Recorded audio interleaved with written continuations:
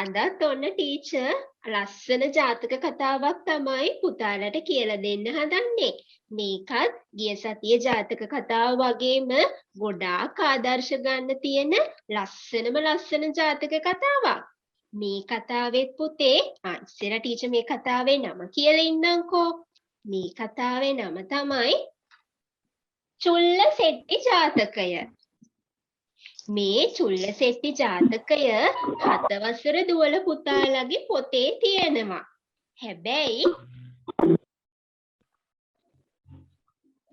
හැබැයි ඒකේ තියෙන්නේ ඒකේ කොටසක් අඩුවෙන් තමයි සඳහන් වෙන්නේ. ඒ කියන්නේ වර්තමාන කතාව අඩුවෙන් තමයි සඳහන් වෙන්නේ. අද මම ඔයාලට සම්පූර්ණයෙන්ම චුල්ලසෙට්ටි ජාතකය කියලා දෙනවා. රජගහනුවර මහදන කියලා සිටුවරයෙක් හිටියා. මහා බණ කියලා කියන්නේ ගොඩාක් ධනෙ තියෙන. ඒ කියන්නේ ගොඩාක් පොසත් කෙනෙක් තමයි මේ මහදන සිටුවරයා. ඔයාලට පේනව නේද? මේ තියෙන්නේ මහදන සිටුවරයා ජීවත් වෙච්ච මාලිගාව. මේ මාලිගාවේ මහදන සිටුවරයාගේ දුව හිටියා. දුව හරිම ලස්සනයි. ඊළඟට ඕගොල්ලන්ට පේන්නේ මහදන සිටුවරයාගේ දුව. මේ මහදන සිටුවරයාගේ දුව මේ මාලිගාවේ වැඩ කර හිටපු 16 එක්ක මිත්‍ර වෙනවා. එහෙම මිත්‍ර වෙලා මේ ඔයගලන්ට පේන්නේ මහදන සිටුවරයාගේ දුව. අර මාලිගාවේ ඉන්න මහදන සිටුවරයාගේ දුව තමයි මේ ඔයගොල්ලෝ දකින්නේ. ඉතින් මේ මහදන සිටුවරයාගේ දුව මේ මාලිගාවේ වැඩ කරන සේවකයෙක්. 16 කියලා කියන්නේ සේවකයෙක්. වැඩ කරන කෙනෙක් එක්ක මිත්‍ර වෙලා ඇය විවාහ වෙන්න හිතනවා.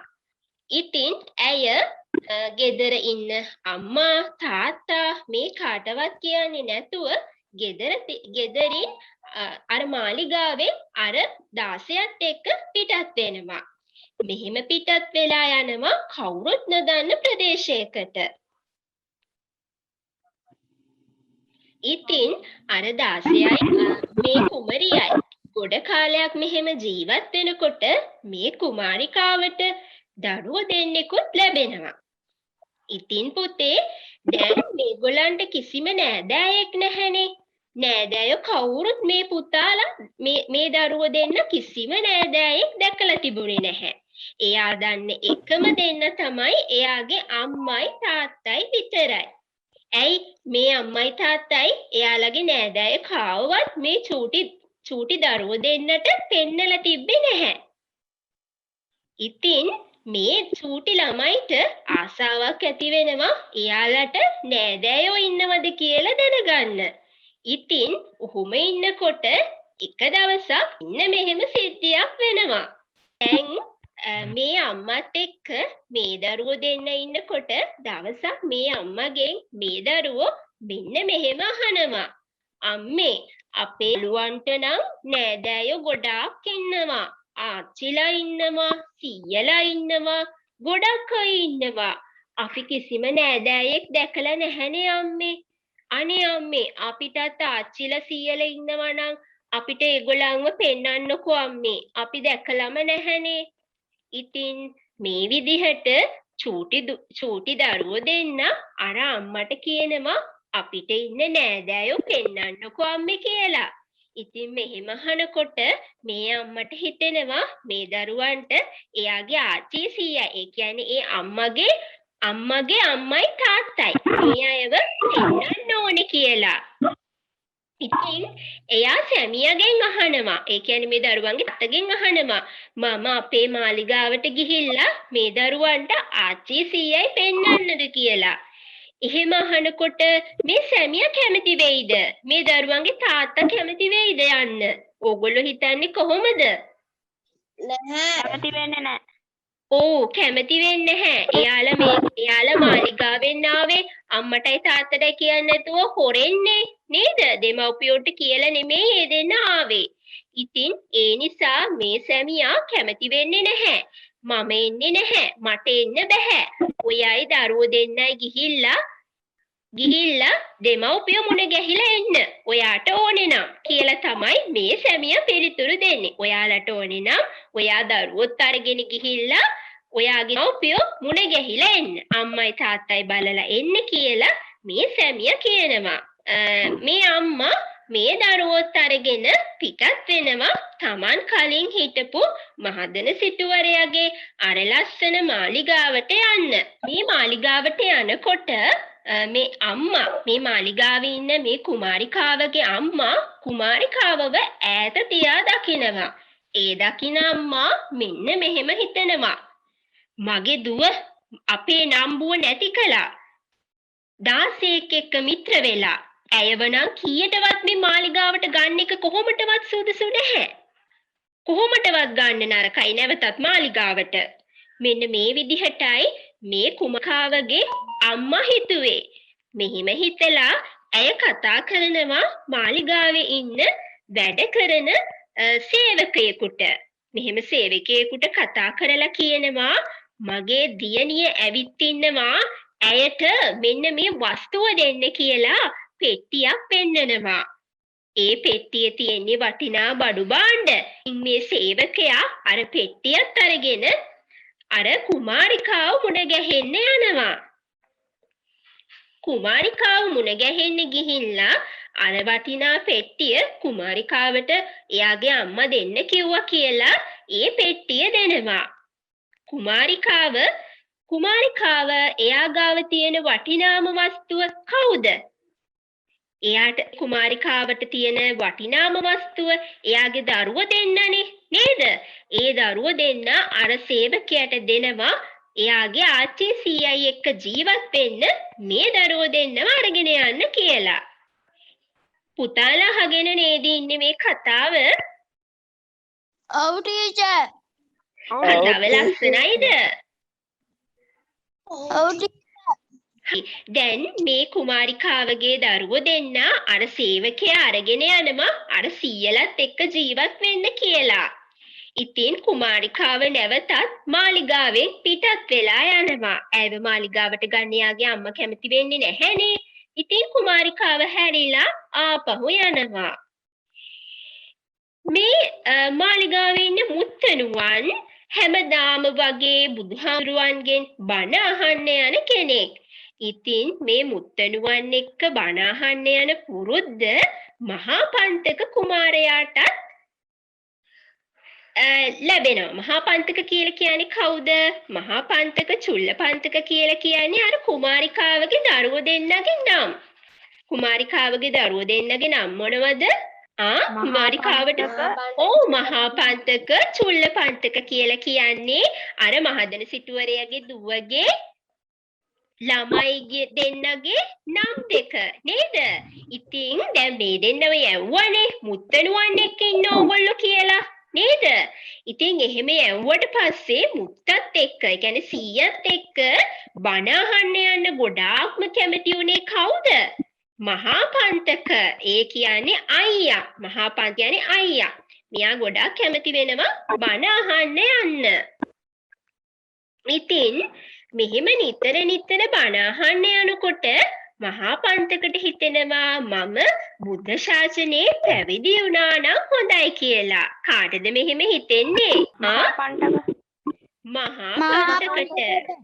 ඉතින් මහා පන්තකට පැවිදි වෙන්න හිතිලා පැවිදි වෙන්න අවසර ගන්නනේ. එයාගේ සීයාගෙන් අහනවා සීයේ මං පැවිදි වෙන්නද කියලා.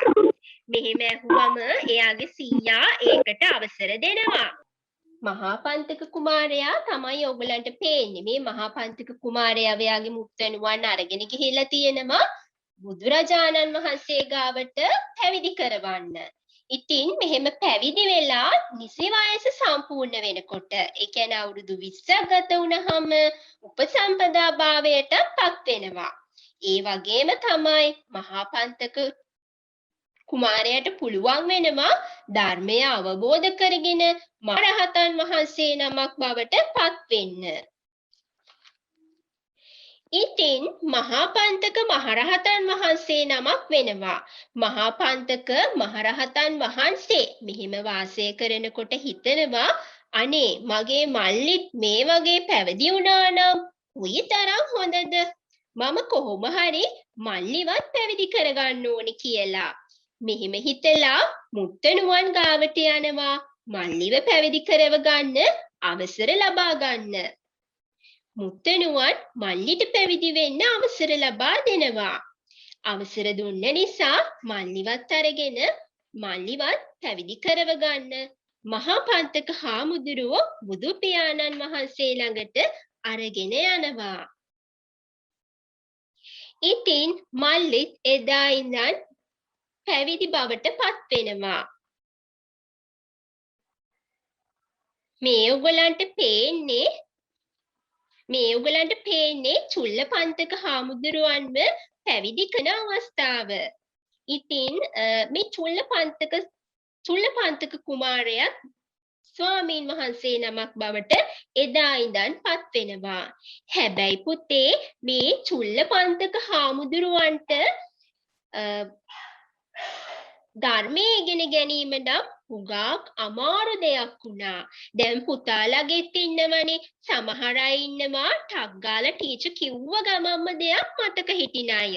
සමහර අය ඉන්නවා කොච්චර පාඩම් කරත් හරිම අමාරු තමයි පොඩි දෙයක් වුණත් මතක තියාගන්නේ. එහෙම නේද? ඒකනේ දැන් මේ චුල්ලපන්තක හාමුදුරුවන්ටත් ඒ වගේ පාඩම් කරනවා මතක හිටින්නෙම නැහැ. ඉතින් කොච්චරද කියලා කියනවනම් පුතේ එක ගාතාවක් මේ පද හතරක එක ගාතාවක් මතක තියාගන්න මේ ස්වාමි ඇහෙනවද පුතේ? දැන් ඇහෙනවා ටීචර්. මේ පද හතරක හරි. දැන් අපි අපේ දුවල පුතාලා ඉන්නවනේ නිතරම පාඩම් කරනවා කොච්චර කරත් මතක හිටින්නේ නැහැනේ සමහර වෙලාවට නේද? සමහර අය ඉන්නවා ටීචර් එකපාර දෙයක් කිව්වහම ඔක්කොම හොඳට මතක හිටින අය. ඉතින් ඒ වගේ තමයි මේ චුල්ලපන්තක හාමුදුරුවන්ටත් ටිකක් ඉගෙන ගන්න අමාරුයි. පාඩම් කරනවා මතක හිටින්නෙම නැහැ. කොච්චරද කියනවනම් මාස 4ක් ගියත් එක ගාතාවක් පාඩම් කරගන්න බැරි වුණානේ. මාස 4ම පාඩම් කරන්න උත්සාහ කරේ එක ගාතාවයි. බලන්න ඉතින් කොච්චර මතක හිටින්නේ නැද්ද කියලා උන්වහන්සේට. ඉතින් දැන් මේක දිහා බලාගෙන හිටිය අයියා ස්වාමීන් වහන්සේ. කවුද අයියා ස්වාමීන් වහන්සේ? මහා පන්තක ස්වාමීන් වහන්සේ. ඔව් මහා පන්තක ස්වාමීන් වහන්සේ කතා කළා. ඔබට නම් ධර්මයේ පිහිටන්නේ නැති පාටයි ඔබ වහන්සේට. ඔබ වහන්සේට දැන් මාස 4ක්ම ගත වුණානේ. එක ගාතාවක්වත් මතක තියාගන්න බැරි වුණානේ. ඉතින් ඔබ වහන්සේට සුදුසු වෙන්නේ මේ පැවිදිභාවය නෙමේ. ගිහි වෙලා ගිහිල්ලා කුඹුරක් කොටාගෙන ඉන්න එකයි. වහාම පන්සලෙන් ඉවත් වෙලා යන්න. පන්සලෙන් ඉන්න අවශ්‍ය වෙන්නේ ධර්මය හදාරන්න බැරි නිසා මේ පන්සලේ ඉන්න ඕනේ මෙතනින් යන්න කියලා. ඉතින් මේ අයියා ස්වාමීන් වහන්සේ මල්ලි ස්වාමීන් වහන්සේව පන්සලෙන් එළවනවා. මේ ඔයගොල්ලන්ට පේන්නේ ඒ අවස්ථාව.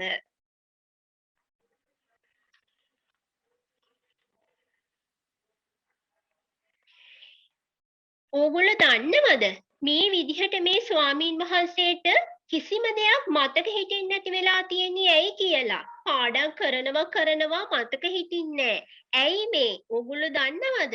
එහෙම වෙලා තියෙන්නේ කාශ්‍යප බුදු පියාණන් වහන්සේගේ කාලේ. මේ චුල්ලපන්තක හාමුදුරුවෝ ඉගෙන ගන්න අපහසු ස්වාමීන් වහන්සේ කෙනෙකුට ඉගෙන ගන්න බෑ හරිම මෝඩයි කියමින් ඔය විදිහට විහිළු කරලා තියෙනවා. විහිළුවක් කරලා ඉගෙන ගන්න බෑයි කියලා. ඉතින් මේක පාපයක් නේද? එහෙම කළා මේ කෙනාගේ හිත රිදෙනවනේ. ඒ විදිහට හිත රිදිලා අර කරගත්ත පාපය නිසා තමයි අද මේ ස්වාමීන් වහන්සේට පැවිදි වෙලා මේ පාඩම් කරනවා කිසිම දෙයක් මතක හිටින්නේ නැති වෙලා තියෙන්නේ. ඇයි පුතේ එහෙම වෙලා තියෙන්නේ? චුල්ලපන්තක හාමුදුරුවෝ එක ආත්මික ඉගෙන ගන්න අමාරු ස්වාමීන් වහන්සේ නමකට විහිළු කරලා හරිම මෝඩයි කිසි දෙයක් මතක තියාගන්න බෑ කිය විහිළු කරලා නේද? ඒක පාපයක් නේද? ඔව් ටීචර්. ඉතින් එහෙම පාපයක්. ඉතින් එහෙම කළ නිසා තමයි මේ ඉගෙන ගන්න මේ ආත්මේ බැරි වෙලා තියෙන්නේ. දැක්ක නේද? අපි කාගේවත් හිත රිදෙන විහිළු කරන්න නරකයි. ඉතින් දැන් මේ ස්වාමින් වහන්සේ මේ වෙලේ දැන් මේ ඔයගලන්ට පේනවා මේ ස්වාමින් වහන්සේ එළවපු නිසා අඬමින් ඉන්නවා. මේ ගේට්ටුව ගාවට වෙලා අඬා ඉන්නවා. දැන් පුතේ මේ වෙලාවේ අපේ භාග්‍යවත් බුදු පියාණන් වහන්සේව මුණ ගැහෙන්න ජීවක එනවා. ජීවක පැමිණිලා බුදු පියාණන් වහන්සේව වන්දනා කරලා මහා පන්තක තෙරණුව වෙත යනවා. ගිහිල්ලා ජීවක අහනවා මහා පන්තක හාමුදුරුවන්ගේ මේ පන්සලේ භික්ෂූන් වහන්සේලා කොච්චර වැඩ ඉන්නවද? ජීවක පිළිතුරු දෙනවා 500ක් විතර වැඩ ඉන්නවා කියලා. ඉතින් බුදු පියාණන් වහන්සේ ඇතුළු ස්වාමින් වහන්සේලා 509කට මම ආරාධනාවක් කරනවා මගේ නිවසේ දානෙට වඩින්න කියලා. මේ විදිහට ජික කියනවා. මහා පන්තක තෙරණුවන් පිළිතුරු දෙනවා හොඳයි. චුල්ල පන්තක තෙරුන් වහන්සේ ඇරෙන්න අනෙක් හාමුදුරුවරු සියලු දෙනාවම මම වැඩම කරගෙන එන්න කියලා චුල්ල පන්තක මහා පන්තක හාමුදුරුවෝ පිළිතුරු දෙනවා.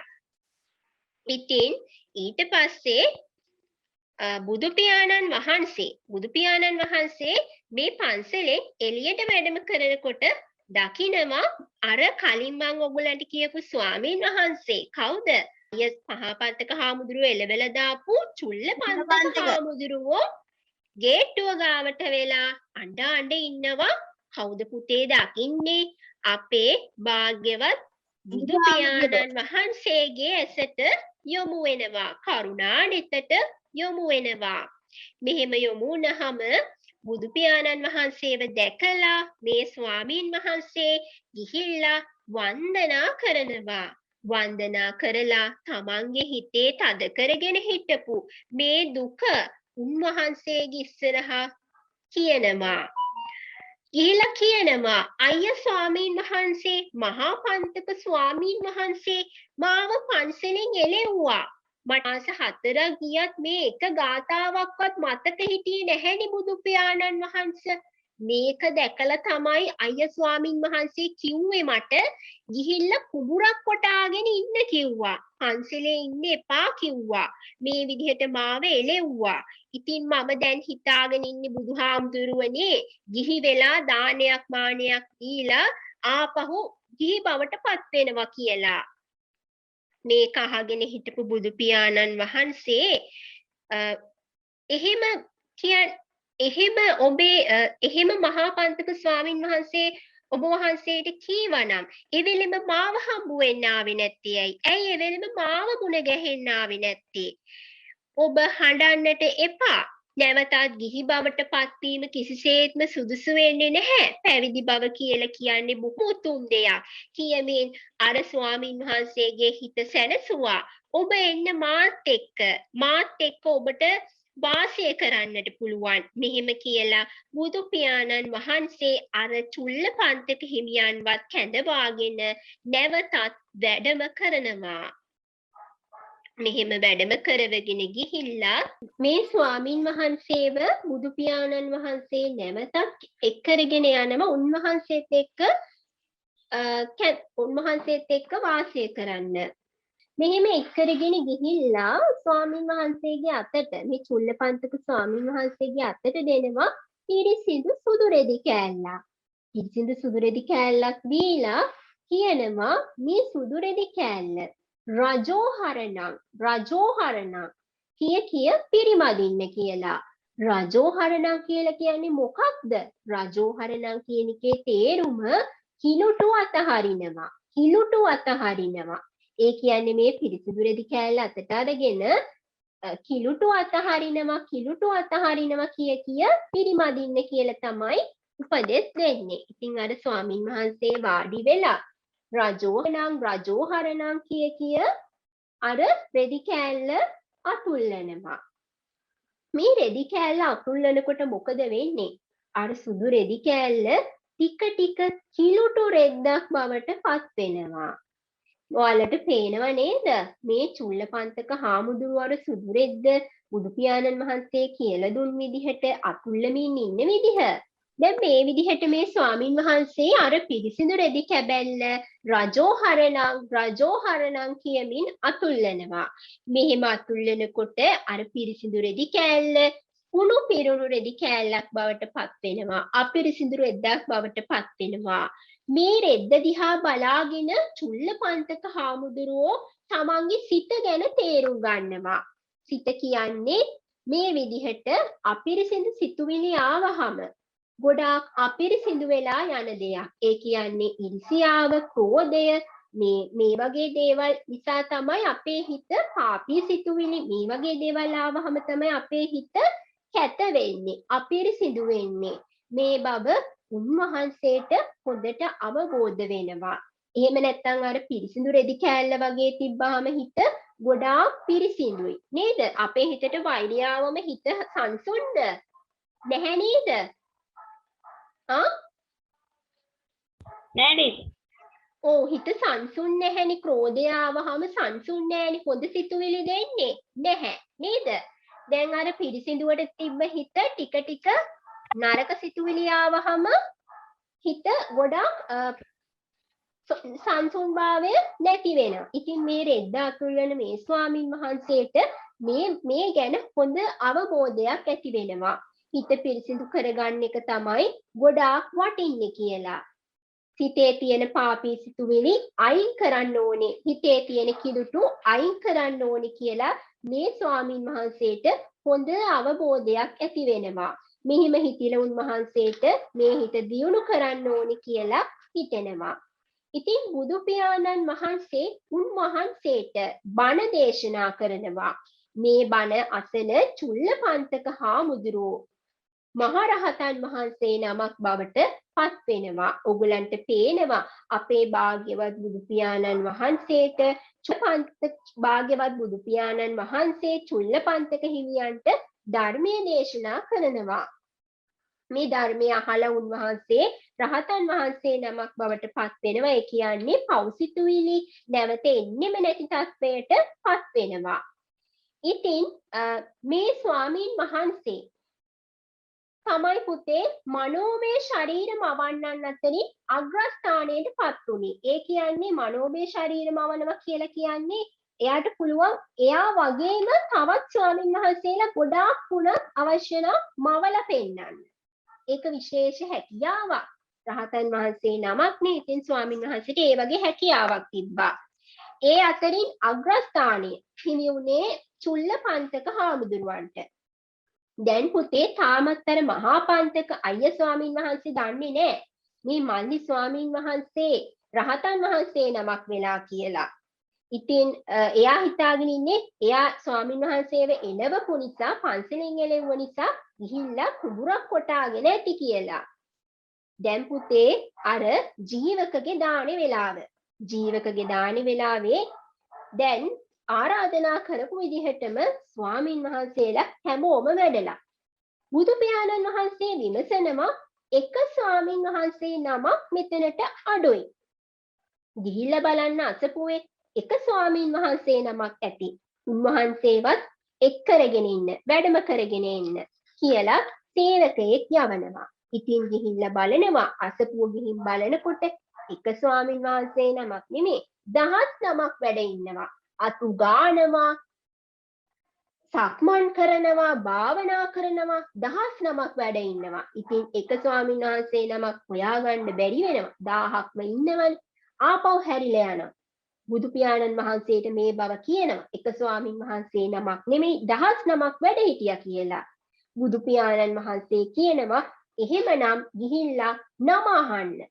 නම අහලා ඉස්සෙල්ලම නම කියන කෙනාව සිවුරු කොණින් අල්ලගෙන මෙහාට වැඩම කරවගෙන එන්න කියලා බුදු පියාණන් වහන්සේ උපදෙස් දෙනවා.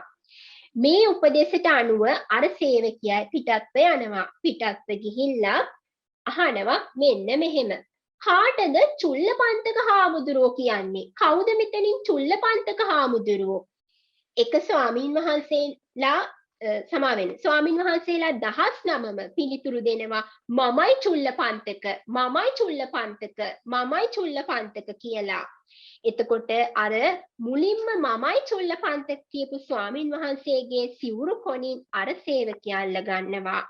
මේ ඕගොල්ලන්ට පේන්නේ ඒ රූපය. පුතාලට පේනව නේද? ඔව් ටීචර් පේනවද? පේනවා. හැමෝම අහගෙන නේද ඉන්නේ? කතාව ලස්සනයිද? ලස්සනයි ටීචර්. අහගෙන ඉන්නේ. දැන් අහගන්න. මේ විදිහට සිවුරු කොනින් අල්ල ගන්නවා. මේ විදිහට අර දහස් නමක් හිටියනේ පුතේ. පළවෙනියටම නම කියන ස්වාමින් වහන්සේගේ සිවුරු කොනින් අල්ල ගන්නවා. එතකොටම මොකද වෙන්නේ? අර හිටපු 999ක් ස්වාමින් වහන්සේලා, අර හිටපු අනෙකුත් ස්වාමින් වහන්සේලා ඉබේම නොපෙනී යනවා. එතකොට අර සේවකයා කියනවා අනේ ස්වාමීන් වහන්සේ ඔබ වහන්සේ විතරයි දානෙට අඩු වහාම වඩින්න ස්වාමීන් වහන්සේ කියලා ඉල්ලා සිටිනවා. උන්වහන්සේ වැඩම කරනවා දානශාලාවට. මෙන්න මේ විදිහට උන්වහන්සේ දාණයට වඩින්නේ පොළව යටින් තමයි එකවරම දානශාලාවට මතුවෙන්නේ. එතකොට අනෙකුත් ස්වාමීන් වහන්සේලා සාදුකාර දෙනවා. උන්වහන්සේලාට සතුටුයි. ඒ සතුටු මේ එක ගාථාවක්වත් පාඩම් කරගන්න බැරුව හිටපු චුල්ලපන්තක හාමුදුරුවෝ අද රහතන් වහන්සේ නමක් වෙලා තියෙන්නේ කවුරු නිසාද? පුතේ කවුරු නිසාද මේ උතුම් වාග්ය මේ වාසනාව උන්වහන්සේට උදා වුනේ? කවුරු නිසාද? ගෞතම බුදුරජාණන් වහන්සේ නිසා. ගෞතම බුදු පියාණන් වහන්සේ නිසා. භාග්‍යවතුන් වහන්සේ නොසිටින්න මේ වගේ වාසනාවක් මේ වගේ බාලක් උන්වහන්සේට කවදාවත් උදාවන්නේ නැහැ. ඉතින් පුතේ මේ බුදු පියාණන් වහන්සේ මෙවෙලේ කියනවා, මෙවෙලේ දේශනා කරනවා මේ චුල්ලපන්තක පහුගිය ආත්මිකදී මේ වගේම මම නිසා මහා ධන කුවේරයෙක් බවට පත් වුණා. මම කියන දේ අහලා. දැන් මේ භාග්‍යවතුන් වහන්සේ දෙන උපදෙස් පිළිපැදපු නිසානේ පුතේ චුල්ලපන්තක හාමුදුරුවන්ට අද මේ වගේ වාසනාව. දැන් පුතේ තව ටික වෙලාවකින් ඩිස්කනෙක්ට් වෙයි. එතකොට පුතාට කනෙක්ට් වෙන්න මම ඊළඟට කියලා දෙන්නේ පුතාලගේ පොතේ තියෙන කතාව. අපේ භාග්‍යවත් බුදු පියාණන් වහන්සේ නිසා තමයි මේ චුල්ලපන්තක ස්වාමීන් වහන්සේට අද මහාන වෙලා රහතන් වහන්සේ නමක් බවට පත්වීමේ වාසනාව උදා වුණේ. බුදු පියාණන් වහන්සේ දේශනා කරනවා මේ දානශාලාවේදීම අද විතරක් නෙමෙයි මේ චුල්ලපන්තක හාමුදුරුවෝ මම කියන දේ අහලා පහුගිය ආත්මෙකදී මහා ධන කුවේරයෙක් බවට පත් වුණා. ධන කුවේරයෙක් කියන්නේ කවුද? ගොඩාක් සල්ලි තියෙන කෙනෙක් බවට පත් වුණා. දුප්පත්ව හිටපු කෙනෙක් මහා සල්ලි භාගි තියෙන කෙනෙක් බවට පත් වුණා. කවුරු නිසාද? අපේ භාග්‍යවත් බුදුරජාණන් වහන්සේ නිසා. මෙහිම අහනකොට මෙහෙම උන්වහන්සේ දේශනා කරනකොට අනෙක් ස්වාමීන් වහන්සේලා උන්වහන්සේට කියනවා අනේ ස්වාමීන් වහන්සේ අපි ආසයි මේ කතාව දැනගන්න. මොකක්ද මේ කතාව? චුල්ලපන්තක හාමුදුරුවෝ පහුගිය ආත්මික මහා ධන කුවේරයෙක් වුණ කතාව, මහා පෝසතෙක් වුණ කතාව. අනේ ස්වාමීන් වහන්සේ අනේ භාග්‍යවතුන් වහන්සේ ඒ කතාව අපට දේශනා කරන්න කියලා අනෙකුත් ස්වාමීන් වහන්සේලා ඉල්ලා සිටිනවා. මේ වෙලාවේ තමයි පුතේ ඔයාලගේ අර පොතේ තියෙන කතාව බුදු පියාණන් වහන්සේ දේශනා කරන්නේ. ඔව් ටීචර්. දැන් බුදු පියාණන් වහන්සේ දැන් මේ මං කියන්නේ ඒ බුදු පියාණන් වහන්සේ එදා ඒ දේශනා කරපු චුල්ලපන්තක හාමුදුරුවන්ගේ අතීතයේ සිදු වුණ කතාව. පුතාලට තේරෙනවද මේ කතාව? තේරෙනවද? හරි. බුදුරජාණන් වහන්සේ අතීත භවයක කලින් ආත්මික නුවණින් අගතැන්පත් චුල්ල සිටුතුමා විදිහට ඉපදිලා ප්‍රසිද්ධ වුණා. බුදුහාමුදුරුවෝ පුතේ චුල්ල කියලා සිටුතුමෙක් වෙලා ඉපදිලා හිටියා. දවසක් මේ චුල්ල සිටුතුමා පාරේ යනකොට මීකුණක් වැටිලා තියෙනව දැක්කා. මැරිච්ච මීයෙක් දකිනවා චුල්ල සිටුතුමා පාරේ යනකොට. මේ ඔයගලන්ට පේනවනේ අශ්වයා පිටේ යනවා චුල්ල සිටුතුමා. ඒ යනකොට මීකුණක් තියෙනව දකිනවා. ඒ දැකලා එයා එතනට කිට්ටු කරනවා. මේ තියෙන්නේ මීකුණක් නේන්නම්. පොඩට මොලේ තියෙන කෙනෙකුට නම් මීකුණත් ඇති දියුණු වෙන්න කියලා චුල්ල සිටුතුමා නිකන් කියලා එතනින් යන්න යනවා. ඒ අනකොට අර ගහ ළඟ ඉන්නවනේ ළමයෙක්. එයා හිතනවා මෙන්න මෙහෙම මීකුණෙන් උනත් දියුණු වෙන්න පුළුවන්. මොකක්ද මේ කතාවේ තේරුම? මේ චුල්ල සිටුතුමා හොඳටම බුද්ධිමත් කෙනෙක්. නිකන් ආවට ගියාට නම් දෙයක් කියන්නේ නැහැ. ඇත්තටම මීකුණෙනුත් මොනා හරි දියුණුවක් වෙන්න පුළුවන් කමක් ඇති. එතුමා කිව්ව නිසා මම මේ මීකුණ දාලා මෙතනින් යන්න නරකයි.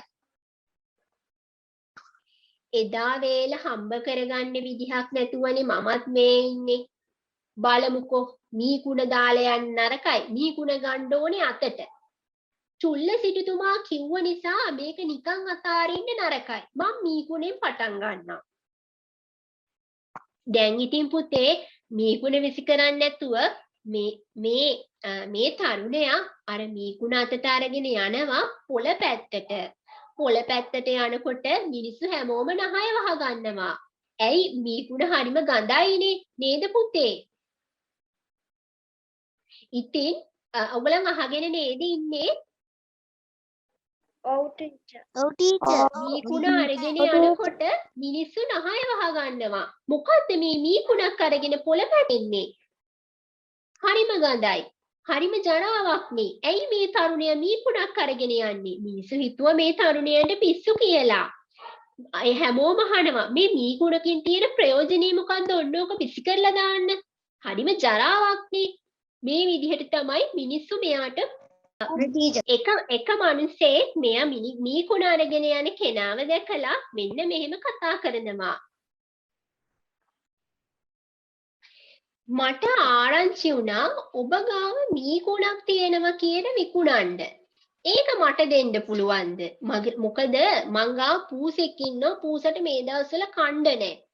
පූස මස් මාළු නැතුව කන්නේම නැහනේ. අද මස් වෙලෙන්ද ආවෙත් නැහැ. මට මගදිම ආරංචියක් ආවා ඔයා මීකුණක් අරගෙන පොළ පැත්තේ ආවා කියලා. අනේ ඉල්ලන ගාණක් දෙන්න. මේ මට මීකුණ ගන්න පුළුවන් වෙයි නේද? මේ මිනිස්සයා අර තරුණයාගෙන් ඇහුවා. ඉතින් පුතේ උත්සාහය අත නොහැරපු නිසා ගැනුම් කරුවෙක් හම්බ වුණා. මීකුණකට උනත් මුදල් ගෙවන කෙනෙක් ඉඳීවි කියලා අපි හිතන්නේ නෑනේ.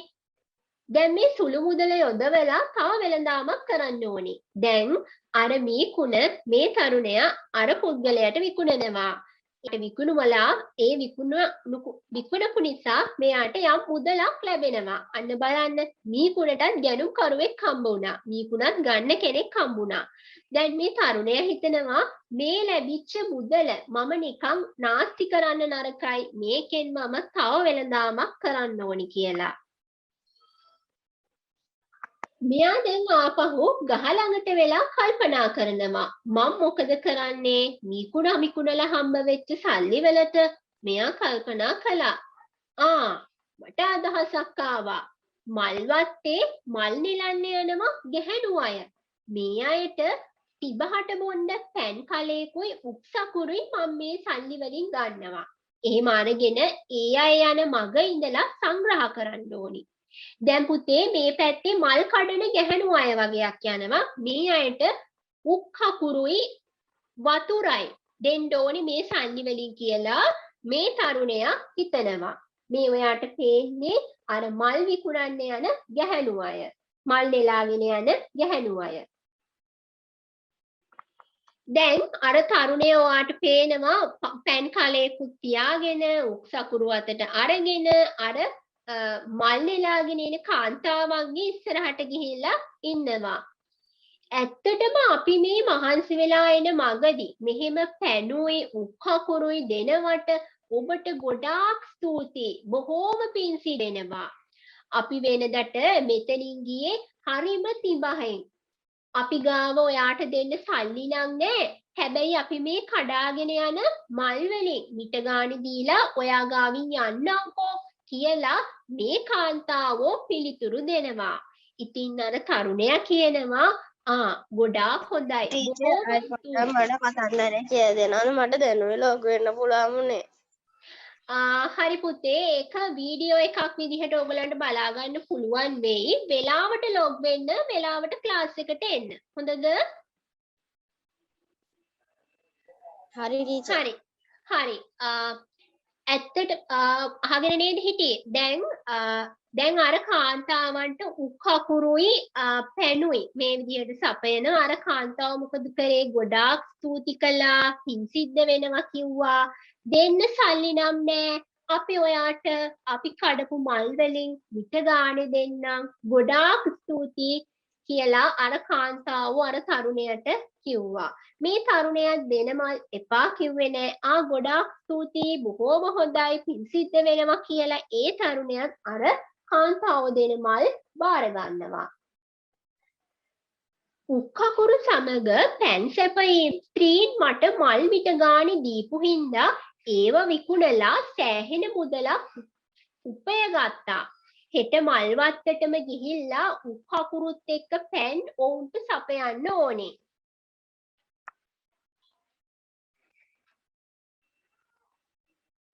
දැන් එයා හිතනවා ආපහු ගිහිල්ලා මේ මල් විකුණලා මුදලක් උපය ගත්තානේ. ඉතින් ආපහු මේ උක්කකුරුත් එක්ක පැන් මේ අයට දෙන්න ඕනේ කියලා මේ තරුණයා කල්පනා කරනවා.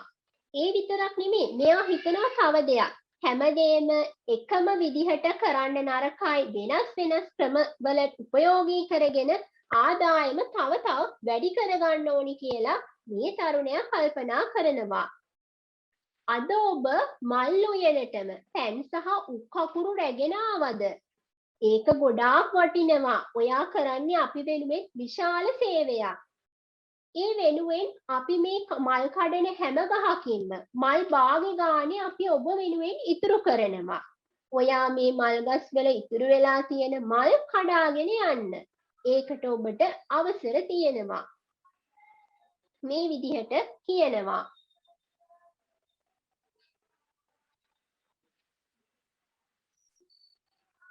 මේ විදිහට අර තරුණයා ඉතිරි වෙලා තියෙන මල් කඩාගෙන විකුණනවා. මේ විදිහට විකුණලා එයා ගාව කහවණු 8ක් ඉතුරු කරගෙන තියෙනවා. මේ තරුණයා හිතනවා මේ ගාන මම තව වැඩි කරගන්න ඕනේ.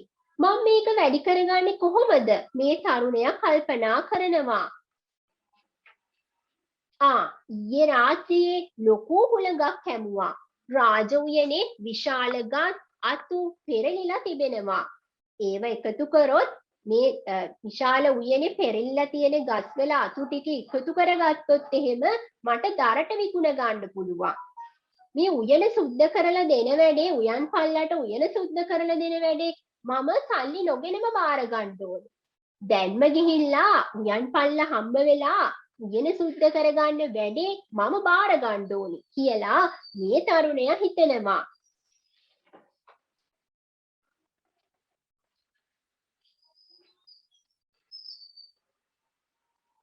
උයන් පාලකතුමනි මොකද බර කල්පනාවක? උයන් පල්ලා පිළිතුරු දෙනවා බලන්නකෝ ඊයේ රෑ මහා සුළඟක් හැමුවනේ. මුළු උයනෙම දර කෝටු වැටිලා උයන සම්පූර්ණ විනාශ වෙලා. උයන් පල්ලා එහෙම කියනවා. ඉතින් මේ තරුණයා කියනවා ඉතින් ඕක පොඩි වැඩක් නේ. මං උයන සුද්ධ කරලා දෙන්නම්කෝ කියලා. මට සල්ලි එපා. මම උයන සුද්ධ කරන්නම්. මට දර ටික විතරක් දෙන්නකෝ. මේ විදිහට තරුණයා අර උයන් පල්ලට කියනවා. බය වෙන්න එපා උයන් පාලකතුමනි. අද දවස ඇතුළත මම අතු ඉති ඔක්කොම සුද්ධ කරලා උයන නියමෙටම සුද්ධ කරලා දෙනවා. දැන් මේ තරුණයා පැත්තකට ගිහින් මෙන්න මෙහෙම කල්පනා කරනවා.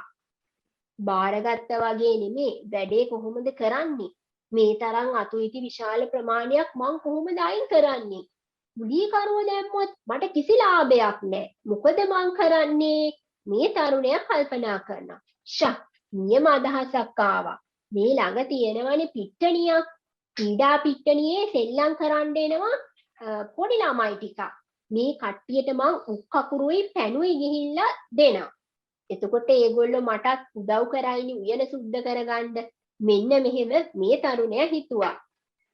දැන් මේ තරුණයා අර ක්‍රීඩා කරන්න ආපු පිරිස හම්බ වෙන්න යනවා. ක්‍රීඩා කරලා මහන්සිත් ඇති නෙවෙයි. මෙන්න මං ගානි. මම ගෙනාවා උක්කකුරුයි පැනුයි.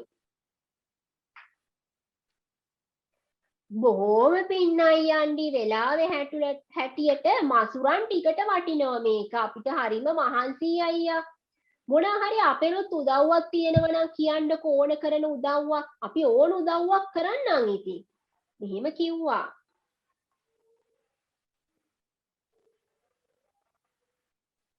ඒ අනුව චුල්ලන්තේවාසික නම් මේ තරුණයාට මේ තරුණයා අපි මේ කතා කරපු තරුණයාගේ නම තමයි චුල්ලන්තේවාසික. මේ තරුණයාට උයනෙන් දර එකතු කරන්නයි උයන සුද්ධ කරන්නයි මේ ක්‍රීඩා කරන තරුණ කැල උදව් කළා. අර තරුණ කට්ටිය සෙල්ලම් කරපු අය තමයි මේ උයන සුද්ධ කරන්න උදව් කළේ. ඔහු ඒ අතර දර ගොඩ ගහගෙන සිටියේදී රජගෙදරට වළං සපේන කුඹල් කරුවා ඇවිල්ලා මේ සියල්ල බිලට ගත්තා. මෙයා උයනේ තිබ්බ දර ටික එකතු කරගත්තනේ පුතේ නේද සල්ලි එපා කිව්වට නේද? නිකන්ද සුද්ධ කළේ නෑ දර ටික එකතු කරගන්න තමා සුද්ධ කළේ. ඉතින් මේ විදිහට සුද්ධ කරගත්තට පස්සේ අර දර ටික තියාගෙන ඉන්නකොට මේක දකිනවා කුඹල් කරුවා. කුඹල් කරුවා කියන්නේ කවුද? වළං හදන කෙනෙක්. එයා මේක දැකලා මේ දර ටික මිලට ගන්නවා. මිලට අරගෙන මෙන්න කහවණු 24ක්ම තියෙනවා කියලා එයාට දෙනවා. ඊපස්සේ මේ කුමාරයා හිතනවා මේ කහවණු 24 මීට වඩා ලාභයක් එන දෙයකටයි යොදවන්න ඕනේ. වෙළඳාම සාර්ථක කරගන්න ඕනේ නම් හැමොත් එක්කම හිතවත්ව ඉන්න ඕනේ. මෙහෙම කියලා මෙයා හිතනවා. මිත්‍රයා මොකද මේ විශාල පිට්ටනියක් සුද්ධ කරලා වැටක් ගහලා තියෙන්නේ? මෙයා දැන් මේ පාරට බැස්සම හම්බ වෙලා තියෙන කෙනෙක් එක්ක එයා කතා කරනවා. ඇයි දන්නේ නැද්ද? අශ්ව වෙළඳාම එනව නෙවෙයි. ඔවුන් ඒ අයගේ අශ්ව වෙළඳාම එන අයගේ අශ්වය ගාල් කරන්නයි මම මේක හැදුවේ කියලා අර පුද්ගලයා පිළිතුරු දෙනවා. මෙයා යනවා පැත්තකට. චුල්ලන්තේවාසික තරුණයා ගිහිල්ලා කල්පනා කරනවා. මට හොඳ උපායක් කල්පනා වුණා. තනකොළ වෙළඳ සියලුම දෙනාම මම දන්න අඳුරන අයනේ. ඒ අයගේ තනකොළ මිටි සියල්ලම මං මිලට ගන්නවා. ඊට පස්සේ මේ තනකොළ මිටි සියල්ලම විකුණනකම් ඒ අයට වෙළඳම් කරන්න එපා කියලා මම ඉල්ලීමක් කරනවා. මෙයාගේ යාළුවෝ තමයි තනකොළ විකුණන අය. ඉතින් මේ තනකොළ මිටි ටික සේරම මෙයා මිලට ගන්න හිතනවා. ඊට පස්සේ අර තනකොළ විකුණන අයට කියනවා එයා ඒ තනකොළ මිටි ඔක්කොම විකුණනකම් ඒ අයට වෙළඳාම් කරන්න එපා කියලා. මෙයා මෙහෙම හිතනවා. හරි හැම වෙලෙන්නෙක් ළඟම තිබුණ තනකොළ මිටි සියල්ලම මම බිලට ගත්තා. දැන් මෙතන තනකොළ මිටි 500ක් තියෙනවා. පේනව නේද ගොඩ ගහලා තියෙනවා. ඒ වගේමයි සියලු වෙළඳන් මට හිතවත් නිසා මේ සියල්ල මම විකුණනකම් වෙළඳාම් කරන්නේ නැති බවට මට පොරොන්දු වුණා. ඉතින් අශ්ව වෙළඳාමේන හැම කෙනාටම සිද්ධ වෙන්නේ මගෙන්ම විතරක් තනකොළ විලටි ගන්නයි. දැන් අර පුද්ගලයා අශ්වයන්ට ගාල් නවත්තන්න තැනක් හදාගත්තා. අපේ චුල්ලන්තේවාසික තරුණයා මොකද කරන්න යන්නේ? අශ්වයන්ට කන්න මේ තනකොළ මිටි ගොඩාක් ගොඩ ගහගෙන ඉන්නවා. අශ්වය වෙළඳාමේ ණයට මේ අශ්ව වෙළඳාමේ ණයට දෙන්න මේ විදිහට තනකොළ ගොඩ ගහගෙන ඉන්නවා. අශ්ව වෙලෙන්දා පසුවදා පැමිණ අශ්වයන්ට තනකොළ හෙව්වා. දැන් අරයා කිව්වනේ පුතේ කාටවත් නේද? එහෙම හැමෝටම විකුණන්න එපා කියලා කියපු නිසා කවුරුත් වෙලෙන්දෝ විකුණුවේ නැහැ. ඉතින් තනකොළ හෙව්වට අශ්ව වෙලෙන්දද කොහෙවත් ගන්න තැනක් තිබුණේ නැහැ. උන්නේහේ මම මේ පලාතේ හැමතැනම ඇවිදලා බැලුවා මගේ අශ්වයන්ට දෙන්න එක තැනකවත් තනකොළ මිටියක්වත් නැහැ. ඔක්කොම ඉවර වෙලා. එයා කියනවා මං දන්නවා තනකොළ තියෙන තැනක්. චුල්ලන්තේවාසික කියලා තරුණයෙක් ඉන්නවා. එයා ගාව ඇති තරම් තනකොළ තියෙනවා. ඉක්මනින් යන්න නැත්තම් ඒක නැති වෙයි කියලා පිළිතුරු දෙනවා. එහෙම ගිහිල්ලා චුල්ලන්තේවාසික ගාවට යනවා. ගිහිල්ලා මම මේ ඔක්කොම තනකොළ මිටි ටික ගන්නවා. ගාන කීය වුණත් කමන්නේ. ඇයි මේ තනකොළ ඒ තරමටම නැති නිසා. ඉතින් අර චුල්ලන්තේවාසික කියනවා මෙතන තනකොළ මිටි 500ක් තියෙනවා කියලා කියනවා. එතකොට අර වෙලෙන්ද කියනවා මෙන්න මේ තනකොළ මිටි 500ටම කහවණු 1000ක් කියලා. ඉතින් මේ කහවණු 1000 මේ තරුණයා අතර ගන්නවා. ඔන්න පුතේ තවත් දවසක මෙන්න මෙහෙම සිද්ධියක් වෙනවා. චුල්ලන්තේවාසික මම ඔයාව හැමතැනම හෙව්වා. වැදගත් ආරංචියක් කියන්න. ඒ මොකද්ද වෙළඳතුමනි? ආන්න හොඳ වෙළඳ නමක් ඇවිල්ලා තොටුපළට. ඔබ මට කියලා තිබුණානේ වෙළඳ නමක් ආවොත් කියන්න කියලා.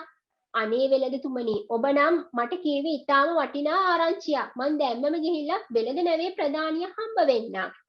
ඔබ හොඳ එයා හිතනවා මං හොඳට ඇඳ පැළඳගෙන ගිහිල්ලයි මේ වෙළඳ නැවේ ප්‍රධානිය හම්බ වෙන්න ඕන කියලා. දැන් ඔන්න හොඳට ඇඳ පැළඳලා ගිහිල්ලා අර වෙළඳ නැවේ ප්‍රධානිය මුණ ගැහෙනවා. ඔබේ නැවේ සියලුම වෙළඳ භාණ්ඩ මා වෙන් කරගන්න කැමතියි. මෙන්න ඒකට අත්තිකාරකම.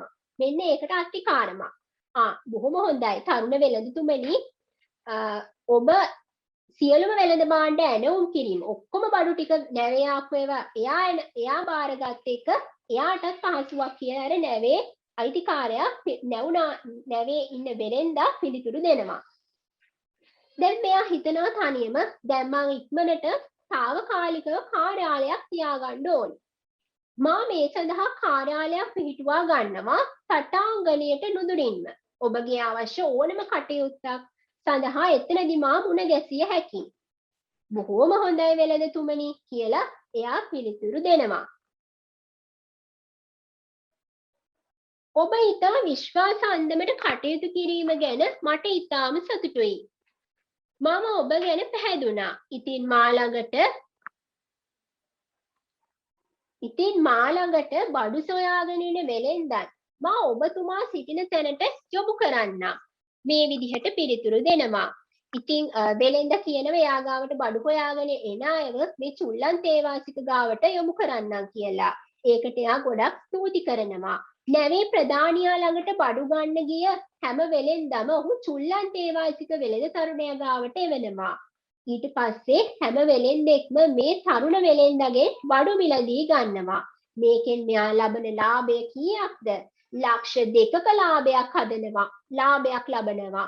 මේ අපේ මීකුණ විකුණපු චුල්ලන්තේවාසික තරුණයා තමයි අද ලක්ෂ 2ක ආදායමක් ලැබුවේ. දින කීපයක් මෙහෙම ගත වෙනවා.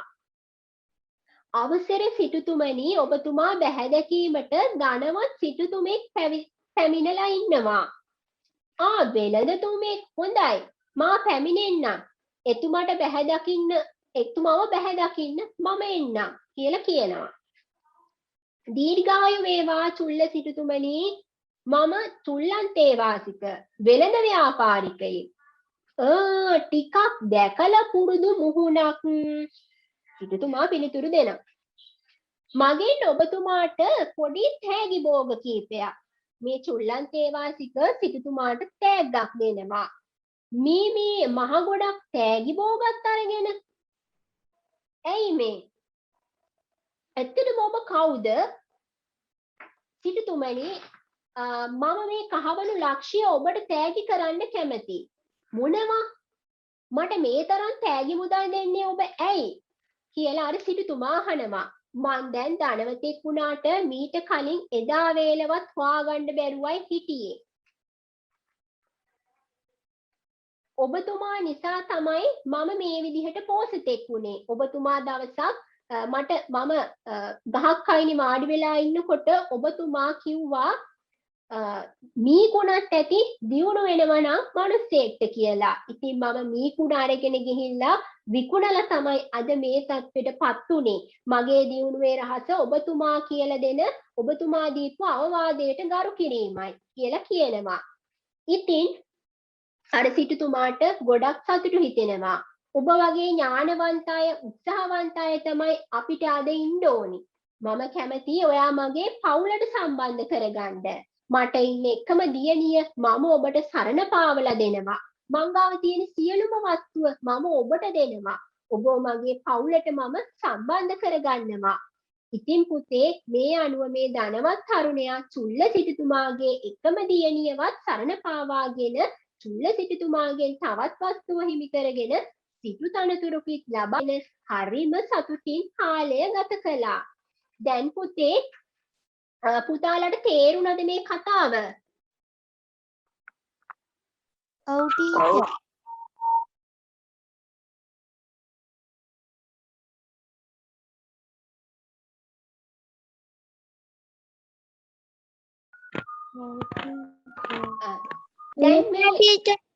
දැන් හරි නේද?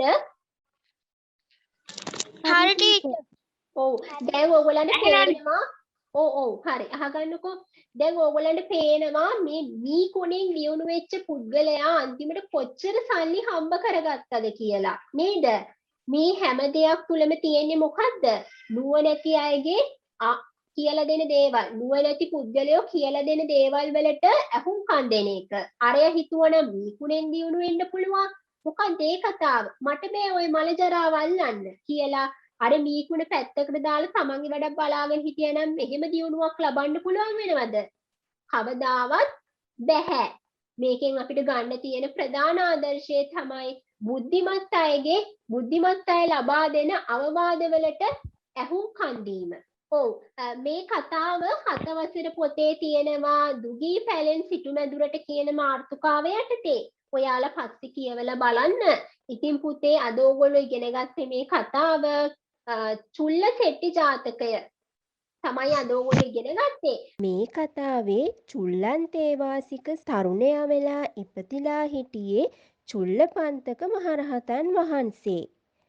චුල්ල සිටුවරයා වෙලා ඉපදිලා හිටියේ අප භාග්‍යවත් සම්මා සම්බුදු පියාණන් වහන්සේ.